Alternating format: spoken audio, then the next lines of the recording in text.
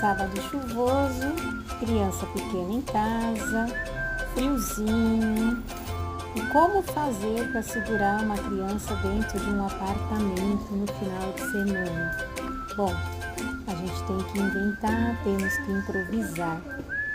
Então a Cecília foi dar uma voltinha de bicicleta no condomínio.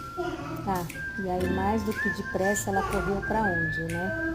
Não pode deixar de chegar nesse cantinho aí, que é a brinquedoteca. Vamos lá então. E ir lá brincar com seus brinquedos favoritos.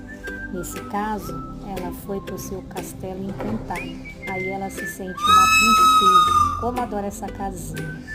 Brincou um pouquinho, tocou a sua flauta e é hora de dar tchau.